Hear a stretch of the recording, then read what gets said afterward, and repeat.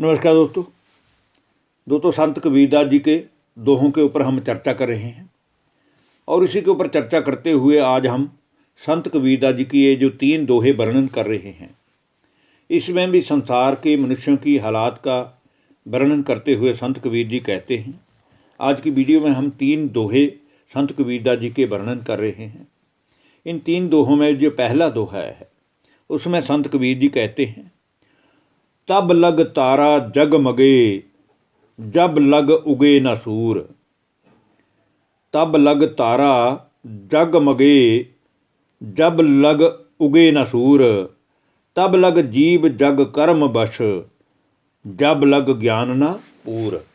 अर्थात जब तक सूर्य उदय नहीं हो जाता है तब तक ही हम मनुष्यों को आकाश में चमकते हुए तारे नजर आते हैं, लेकिन जैसे ही सूर्य उदय हो जाता है तो उसकी चमक का कारण सितारे उसके पीछे छिप जाते हैं। इसी प्रकार जो हमारा अज्ञान है वो भी तब दूर होता है जब ज्ञान रूपी सागर परमात्मा का संदेश, परमात्मा का ज्ञान हमें प्राप्त होता है। अर्थात सूर्य के तीव्र प्रकाश के कारण उन सितारों का प्रकाश क्षीण हो जाता है। इसी प्रकार जब तक मनुष्य को ज्ञान नहीं प्राप्त हो जाता तब तक वह कर्म बंधनों के बंधन से मुक्त हो नहीं सकता, क्योंकि कर्मों के बंधन से मुक्त होने के लिए, कर्मों के बंधन में जो दुख है, जो अशांति है, उससे छूटने के लिए हमें सच्चे कर्मों का ज्ञान मिलना आवश्यक है, जो एक परमात्मा ही दे सकते हैं। अब दूसरे दोहे में संत कबीरदास जी कहते हैं, वाद विवादा मत करो करुणति एक विचार। वाद विवादा मत करो करुणित एक विचार। नाम सुमिर चित लाय की सब करनी में सार। इस दोहे में भी संत कबीरदास जी कहते हैं कि वाद विवाद और तर्क करना उचित नहीं है। आज मनुष्य की सबसे बड़ी विडंबना यही है कि वो स्वयं को तो ज्ञानी समझता है पर दूसरे की बातों को वो नहीं इज्जत नहीं देता है।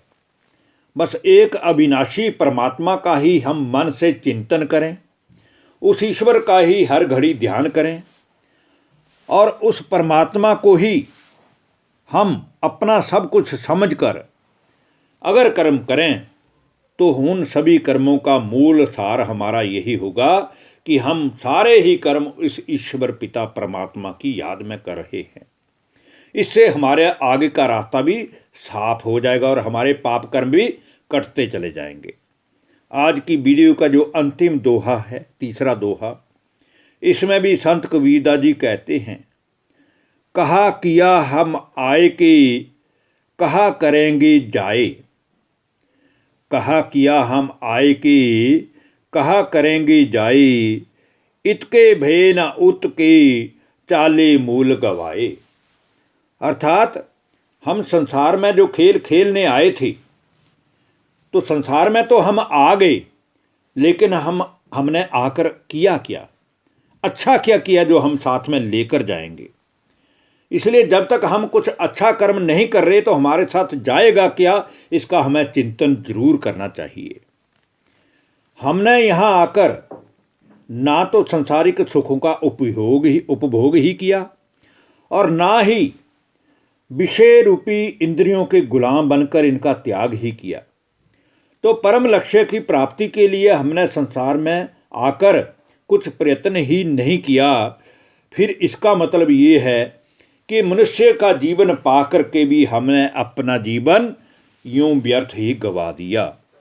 इसलिए हमें चाहिए कि समय रहते हुए ही हम अपने रूप को पहचान कर कि संसार में मनुष्य ही सबसे बुद्धिमान है, जो पढ़ लिख कर सब कुछ जान सकता है, समझ सकता है, परमात्मा को प्राप्ति करके अपने अंदर का अज्ञान दूर कर सकता है, अपने मन में सच्ची शांति प्राप्त कर सकता है, सच्चा सुख प्राप्त कर सकता है, आनंदमय जीवन जी सकता है। उसके लिए हमें हर घड़ी उस परमात्मा को याद करते हुए ये प्रयत्न करना चाहिए कि हमसे किसी को भी बिना वजह दुख ना मिले। धन्यवाद। नमस्कार जी।